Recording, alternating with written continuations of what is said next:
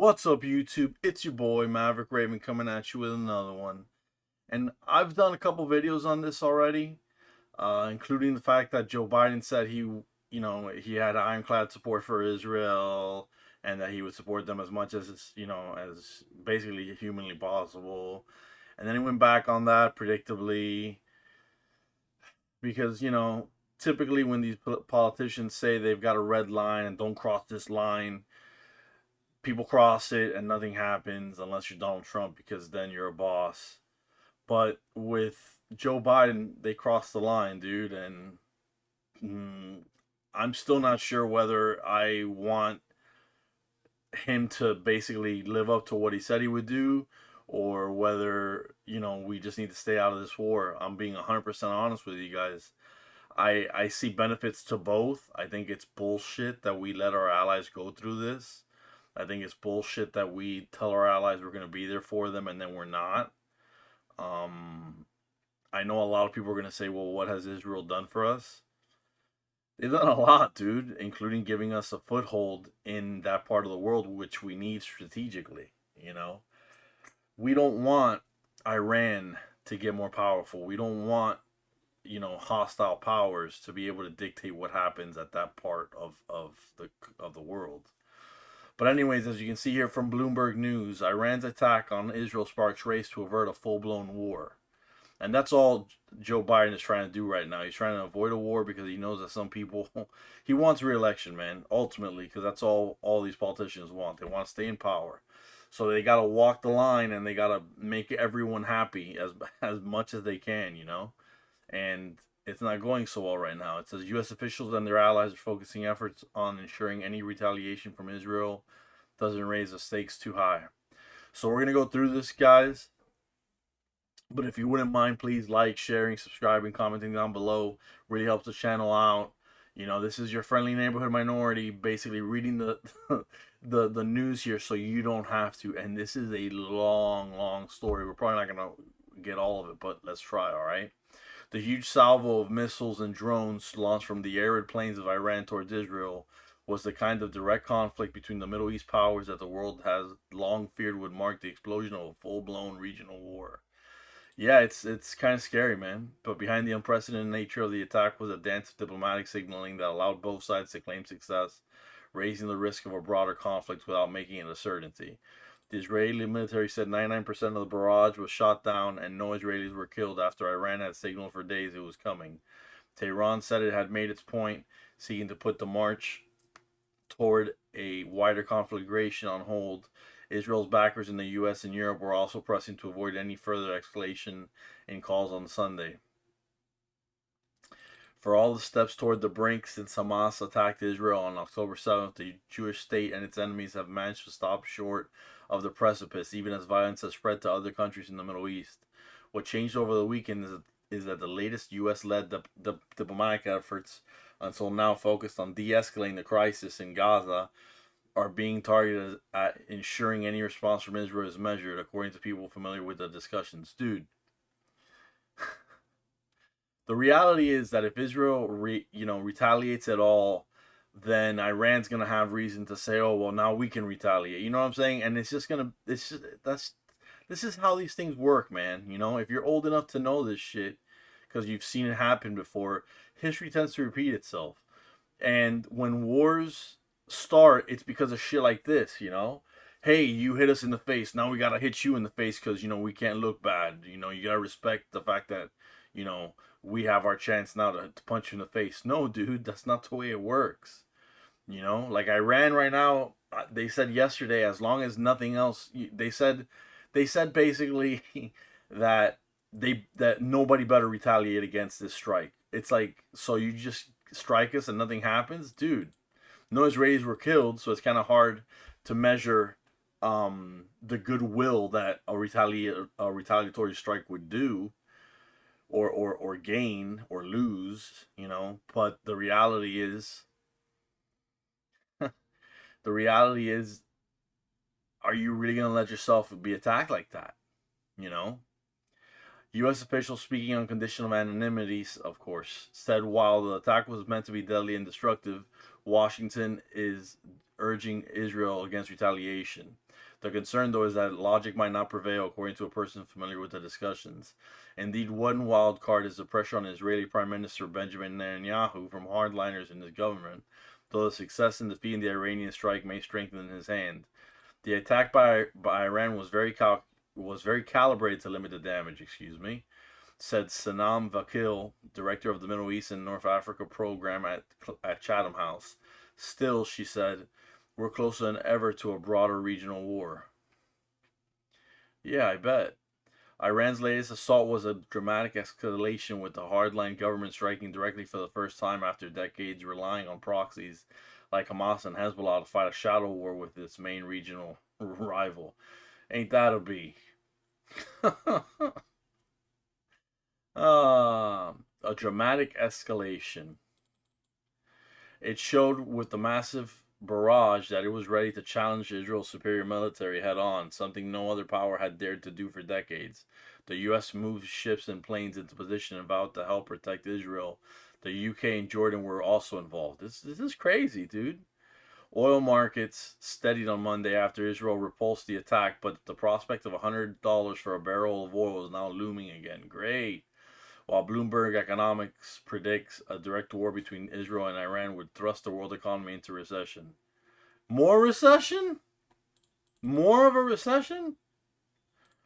But Iran, seeking to avoid a spiraling conflict with Israel's superior military, preceded the operation with days of public and private warnings. That's such bitch shit, man. And by bitch, I mean weak, cowardly thing. It's like, we're going to strike at you. If you're going to strike, man, and I'm not even saying this in any type of way, but if you're going to strike because you think you're so big and bad and you're, and you got righteous indignation on your side, then you strike, man. But the reality is that Iran is just posturing. This is a paper tiger. They want to look like they're strong, but they're not. They're not shit compared to Iran, to Israel, I mean. Its officials described its intent to retaliate to countries in the region, according to a person with knowledge of the briefings, a move which enabled this message to reach the U.S. indirectly. American officials said there was no direct warning to the U.S. No direct warning. Though the damage was limited, Iranian officials touted the operation as a successful retaliation for an April 1st attack on a diplomatic compound in Damascus that killed several of Iran's military commanders. Iran blamed that hit on Israel, whose government hasn't taken responsibility. And then Iran hit them. So then Iran hit them, even though Israel, they're pretty much gangsters, man. I mean, mandatory service, they're gangsters over there, man. So they're not playing this shit. I can't imagine to live under the threat of constant terrorist attack, but this is crazy, man. And now, you know what? I think I'm moving towards the camp of Israel having to punch these people back in the face, man. Hard. Because you don't get punched in the face and then say, look, that was for you punching me in the face last week. When last week you didn't punch him in the face, at least according to Israel. And why would they lie? Why would they lie at this point? I guess they could for political points, but would they? On Sunday, Israel was also celebrating having defeated the onslaught and embarrassed them and embarrassed Iran. You know what I'm saying? Able to demonstrate again the country's military prowess in downing the missiles and protecting its citizens following criticisms in the wake of the Hamas attack 6 months ago. For Netanyahu, there's also a renewed demonstration of support from the U.S. and its allies after months of escalating public criticism of Israel's deadly military operation in Gaza, including from President Joe Biden. Congressional leaders are planning a long-delayed vote on additional aid for this week. Meanwhile, the Ukraine, the country of Ukraine gets billions and billions and billions and billions of dollars, dude. And nobody cares. Nobody cares. But Israel can't be helped. Fuck that shit. You know what? I'm definitely in the camp now of help Israel, dude. Help Israel, and Israel needs to just punch these people back in the face, dude. That's where I'm at now. Maybe something will come up later, and my opinion will change again. But the more I think about this, the more I resent the fact that Iran was cowardly. Iran attacked Israel, even though, Israel, there's nothing saying that Israel attacked that building in Damascus. It's crazy, dude. U.S. officials who had warned in the days before the attack that the situation was extremely dangerous were relieved the defenses had worked and damage hadn't been worse. They called on Israel in public and in private to resist the desire to retaliate against Iran, or at least to keep whatever response there is limited enough to prevent raising the stakes further. Any attack on Iran is going to raise it further. And that's me, the nobody pundit, who's telling you right now from what he's seen, from what he's experienced, that any attack from Israel on Iran is going to raise it, is going to escalate the situation. Israel made clear to the U.S. on Sunday it's not looking for a significant escalation with Iran, according to U.S. officials. They're looking to protect themselves and defend themselves, one official said. That's all it is. Remember, there are two parties that have a very long... These are two parties that have a very long history with one another, said Michael Singh, a former top White House official who is now managing director at the Washington Institute for Near East Policy. Neither would like to see us erupt into a full-scale war. Does that mean a miscalculation can't happen? Absolutely not. Calls in Israel for another round of retaliation, this time directly against Iran, added to the fears. National Security Minister Itamar Ben-Gvir, maybe, demanded a crushing attack, while Netanyahu didn't endorse that appeal. Israel's war is still far from over. Look at this destruction, dude. I mean, I feel bad. It's not like I'm a monster or anything, but dude, you can't let yourself be attacked. That's not. It's. I believe in peace through strength. I believe in that, dude. And if you've seen anything with world, with international relations, you'll know that peace through strength works. You know, Iran probably didn't think that they were gonna get much of anything. This was like a moral victory for them. This is a moral victory for them to say, look, Israel did this, and that Israel's going to pay. Israel hasn't claimed responsibility for this, for the attack on Damascus. And they're still, the scapegoat. Many in Israel aren't clamoring for a quick flex of the muscle, partly because Iran's attack was so unsuccessful. Exactly. But do you really want terrorists to have to kill people in large numbers or in any numbers before you react? In my opinion, you got to punch bullies in the face after they mess with you, man. That's my experience, dude. And Iran has bullied everyone because of the fear of terrorism. Nah, man. In the meantime, it's distracted global attention away from the brutal war in Gaza. That conflict has already seen some 33,000 Palestinians killed, according to Hamas, considered a terrorist organization by the U.S. and European Union. It is. More than 100 hostages have yet to be freed, and thousands of the militant group's fighters are still entrenched in Rafah, a city in Gaza where hundreds of thousands of refugees are sheltering. Not to mention those 5 Americans that are still hostage. Hamas rejected the latest ceasefire proposal from mediators following Iran's assault, according to Mossad, the Israeli external intelligence agency. You see, this is ridiculous. Israeli forces are planning an assault on Rafah, while violence also looms on Israel's northern border, where tens of thousands of civilians have been evacuated on both sides amid fighting between Israel and Hezbollah. For the moment, the weekend attack seemed to signal that the deterrence that kept Iran from winding the war into a full-on battle with Israel still holds. Iran is trying to draw a new line, according to Dana Stroll, who until December was the Pentagon's Deputy Assistant Secretary for the Middle East. If excuse me, if Israel targets any of its officials abroad, even when those officials are engaged in terrorist activities, Iran will respond with attacks like we saw last night, she said. Israeli leaders will need to respond, but in a way that will prevent opening a new escalatory cycle that tips into full-scale regional war, she said. It's just like I said. They're trying to escalate and they're trying to retaliate without escalating. That doesn't exist. Not in physical terms. In practical physical terms, there's no way that you can retaliate for them shooting explosive drones at you. You can't retaliate. You can't just say naughty Iran. You can't do that. That's ridiculous, bro. That's absolutely ridiculous. You got to punch these bullies in the face, man.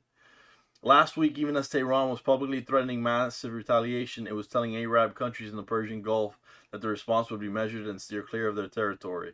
The Houthis, Iran's proxies in Yemen, who've been attacking ships in the Red Sea, would have a limited role, they said. You see, this is exactly what I'm talking about. Let's do something. Let's warn them for a week that we're going to destroy X, Y, and Z for a week, and then destroy the shit out of X, Y, and Z, and then play the same game. Oh, we told you we were gonna do that shit. We told you, so that makes it okay. Nah, bro, it's bullshit. One diplomat in the region said Tehran appeared to discuss its intent to retaliate with nearby countries in order to demonstrate restraint behind the public shock and awe it aimed to deliver after the killings of its commanders at the embassy compound in Syria, which formally qualifies as Iranian territory. The Gulf countries, desperate to avoid a wider war, underlined the importance of caution. Israel matched Iran's public threats with warnings of its own, backed up by public pledges of support from its allies. Yeah, including the U.S. until Joe Biden backpedaled. Crooked Joe, bro.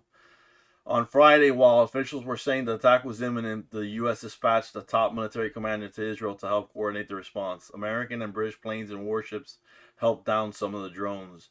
Though potentially devastating, the assault appeared designed more to demonstrate resolve than to overcome Israel's defenses, said one Western diplomat. I said that. Still, officials in the region said they expect some kind of response by Israel, which they should, given the unprecedented nature of Iran's direct attack. Just how severe will show whether the march toward the brink of broader conflict is in fact on hold. The lack of damage and casualties means that the Israelis could limit their strikes, said Mark Kansian, a defense analyst with the Center for Strategic and International Studies in Washington. Maybe they will attack a military base that launched the missiles, maybe a production factory, maybe Iranian naval assets. That'd be great, he said. Everyone is watching to see what the Israelis will do.